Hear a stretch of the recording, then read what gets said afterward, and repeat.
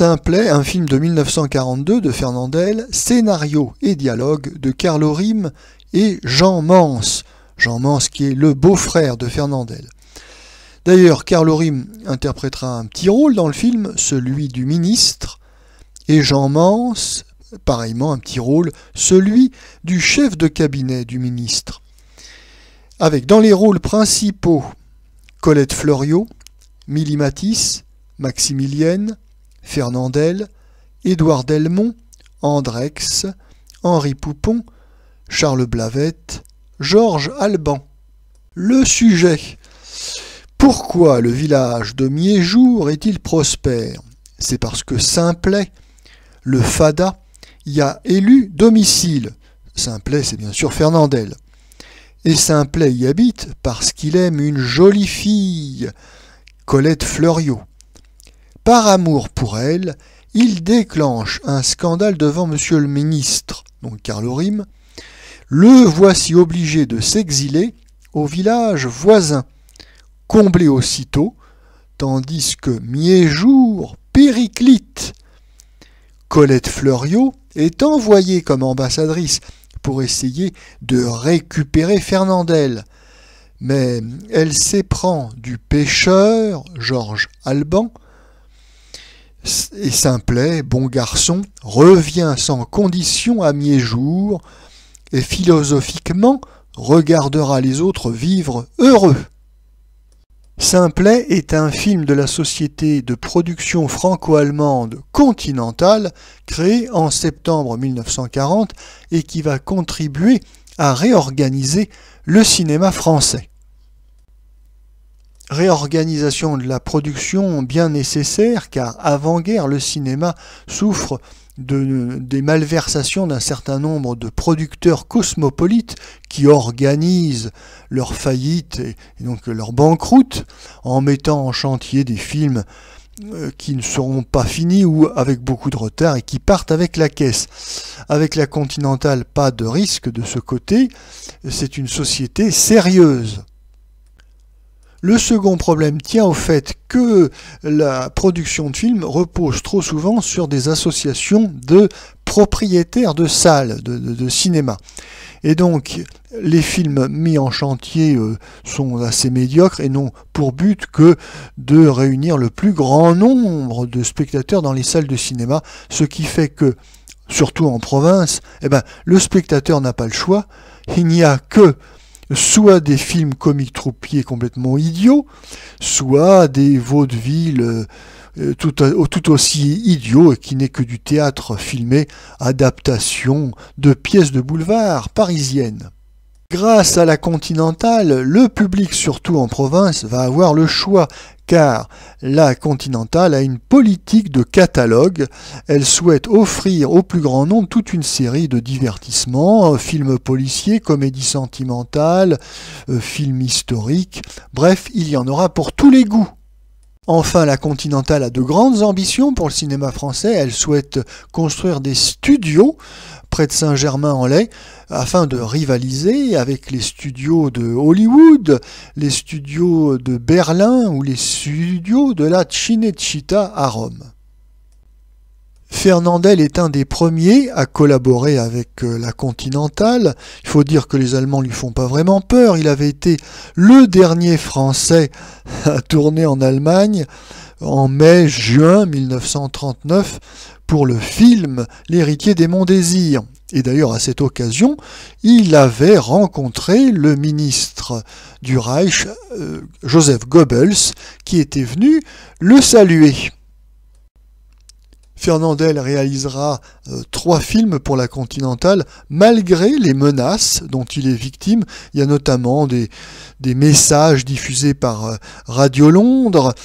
Alors, il tournera en 1941 Le Club des Soupirants, en 1942 Simplet, et en 1943 Adrien. À noter que pour Simplet et Adrien, il assurera également la réalisation. Ça sera ses seules expériences de mise en scène de films de toute sa carrière. Et s'agissant de Simplet, Fernandel n'a pas à rougir de son travail de réalisateur. C'est un film fort bien fait. Tout d'abord, l'action se situe en Provence, la Provence qui est une terre de cinéma par excellence, il y a un bon éclairage, et puis surtout il y a une ambiance chaleureuse, des villages campagnards très typiques, donc tout ça, en général ça fait des belles histoires, d'autant plus que dans ce film simplet, il y a un parti pris pour faire un petit conte pagnolesque. Oui, et qui est fort bien réussi. On n'est pas dans la pagnolade. Hein. La pagnolade, c'est une caricature des films de Pagnol. En général, les pagnolades sont assez vulgaires et assez bas de gamme. Non, non. Simplet est un film naïf, charmant et très sympathique. Et oui, il peut mériter le qualificatif de petit conte pagnolesque. On nous fait partager la vie et les querelles de deux villages provençaux, et ces querelles de clochers, typiquement françaises, permettent toujours de mettre en scène des situations cocasses et rigolotes pour le plus grand plaisir du spectateur. Par ailleurs, Fernandel, réalisateur, va prendre soin de bien mettre en valeur ce qui a fait le succès de Fernandel, acteur, c'est-à-dire de raconter une histoire d'un loser, d'un pauvre type qui arrive à emporter la sympathie du public bien par ses qualités humaines. Et Simplet est un bon film car le personnage traditionnel du loser ou du pauvre type ne sombre pas ici dans la vulgarité ou la grossièreté comme ça a été parfois le cas dans un certain nombre de films de Fernandel. D'ailleurs, François Vineuil reprochait à Fernandel d'accepter trop facilement des rôles dégradants qui abîmaient son image, qui le salissait en tant qu'artiste, et oui, il lui reprochait un certain masochisme.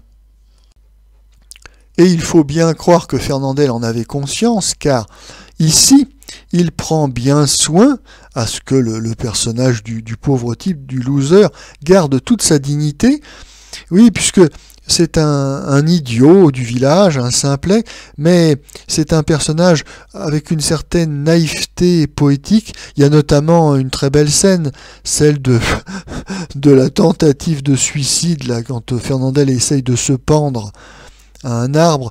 Bon, il y a quelques petits éclairs d'une poésie naïve, ma foi, qui est très bien vue, très bien trouvée.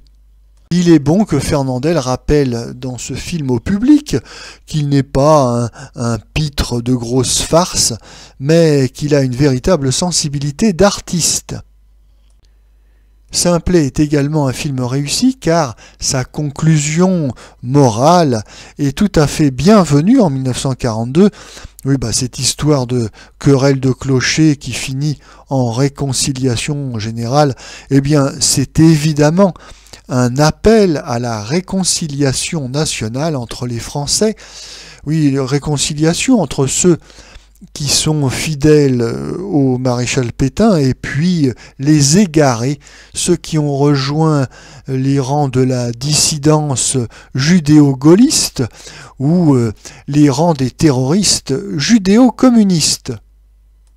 Appel à la paix civile tout à fait de circonstance dans cette période troublée, mais on n'en attendait pas moins de Fernandel, qui était bien conscient des difficultés du moment, puisqu'il était par ailleurs membre d'une organisation collaborationniste, le Cercle européen, et qu'à ce titre, il avait participé à des réunions politiques à l'ambassade d'Allemagne à Paris. Enfin, pour finir, une dernière précision.